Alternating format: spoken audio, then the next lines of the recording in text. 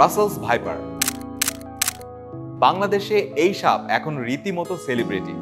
Social media থেকে গণমাধ্যম সব জায়গায় চোখে পড়বে এই সাপ নিয়ে বিস্তর অপতথ্য, বাহাস, তর্ক বিতর্ক। রাজনৈতিক নেতারা এই সাপ ধরার জন্য পুরস্কার ঘোষণা করেছেন। বলা হচ্ছে এটা পৃথিবীর পঞ্চম বিষধর সাপ, অথচ গবেষকরা বলছেন এই সাপ বিষধর সাপের তালিকায় প্রথম 30-এর মধ্যেই নেই। তাহলে এই সাপ নিয়ে এত আতঙ্ক, ভয়, এর পুরোটাই কি গুজব? এই সাপ আসলে কতটা ভয়ঙ্কর জানবো আজকের স্টার এক্সপ্লেইনস। ইংরেজি নাম রাসেলস ভাইপার হলেও আমাদের দেশে এই সাপ পরিচিত চন্দ্রবোরা নামে। সাপটি দেখতে অনেকটা অজগরের বাচ্চার মতো। ব্রিটিশ শাসনামলে ভারতে কাজ করতে এসেছিলেন স্কটিশ সার্জন প্যাট্রিক রাসেল। 1796 সালে তিনি এই সাপ সম্পর্কে গবেষণা করেন। তার নাম অনুসারে এই সাপের নামকরণ করা হয়।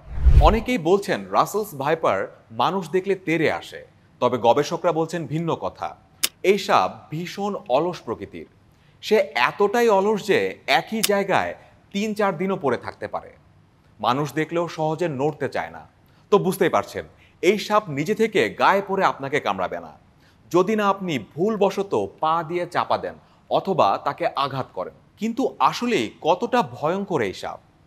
আসলেই কি এই সাপ পৃথিবীর সবচেয়ে বিষধর সাপগুলোর একটি? লেখক গবেষক গওহর নঈম ওয়ারা প্রথম আলোতে লিখেছেন, আন্তর্জাতিক রেটিংয়ে এই মারাত্মক বিষধর সাপ প্রথম 30 সাপের মধ্যেও নেই, বরং এটির অবস্থান আমাদের দেশের গোকরা সাপের পরে।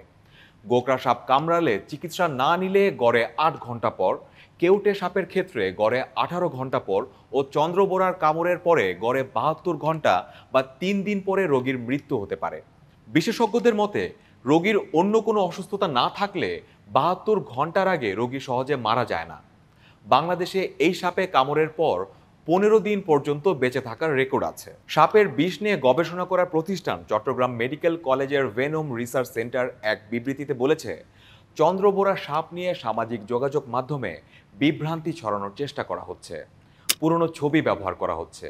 যেখানে এই সাপ থাকার কোনো সম্ভাবনা নেই সেই জায়গায় ছবিতে সাপ দেখানো হচ্ছে এবং এই সাপের যে প্রজাতির অস্তিত্ব বাংলাদেশে নেই সেগুলোর ছবি প্রচার করা হচ্ছে। তবে এটা সত্যি যে এই সাপের সংখ্যা দিন দিন বাড়ছে। ভেনম রিসার্চ সেন্টার বলছে 2013 থেকে 2016 সালের মধ্যে 9টি জেলায় চন্দ্রবোরা সাপ দেখা গেছে। 2018 সালে এই সাপ থাকা জেলার সংখ্যা বেড়ে হয় 11টি। 2023 সালে 23টি জেলায় এই সাপ নথিভুক্ত করেছিলেন ভেনম রিসার্চ সেন্টারের গবেষকরা। সর্বশেষ 2024 সালে জেলার সংখ্যা আরও বেড়েছে। এই সাপের কামড়ে শরীরের দংশিত অংশে বিষ ছড়িয়ে অঙ্গহানি, ক্রমাগত রক্তপাত, রক্ত জমাট বাঁধা, স্নায়ু বৈকল্য, চোখ ভারী হয়ে আসা, পক্ষাঘাত এবং কিডনি ও ফুসফুসের ক্ষতিসহ বিভিন্ন শারীরিক উপসর্গ দেখা দিতে পারে। সময় মতো সঠিক চিকিৎসা না পেলে মৃত্যু হয়। তাই দংশনের পর দ্রুত অ্যান্টিভেনম নেওয়ার কোনো বিকল্প নেই। এই প্রজাতির সাপের কামড়ের কিছুক্ষণ পরই দংশিত স্থানে তীব্র ব্যথা অনুভূত হয়।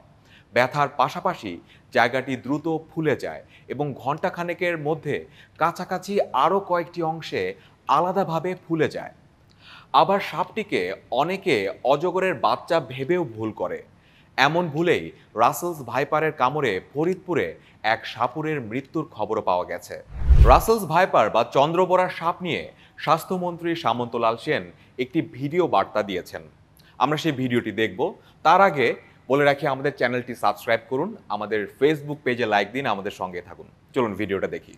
প্রিয় দেশবাসী, সম্প্রতি বাংলাদেশের কয়েকটি জেলায় ও চরাঞ্চলে বিষধর রাসেল ভাইপার সাপের উপস্থিতি লক্ষ্য করা যাচ্ছে, যা জনমনে আতঙ্ক তৈরি করছে।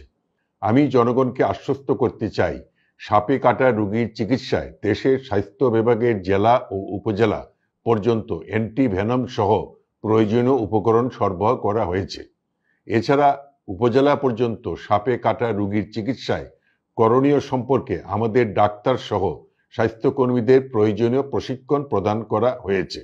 মনে রাখতে হবে, বিষাক্ত সাপে কাটলে বাঁচার পথ একটাই, তা হলো দ্রুত হাসপাতালে নিয়ে যাওয়া। দংশনের পর কারো পরামর্শে উজা ঝাড়ফুঁকের নামে সময় নষ্ট না করে সোজা রোগীকে নিয়ে নিকটবর্তী সরকারি হাসপাতালে যেতে হবে। আসুন আমরা সকলে এ বিষয়ে আতঙ্কিত না হয়ে সচেতন হই।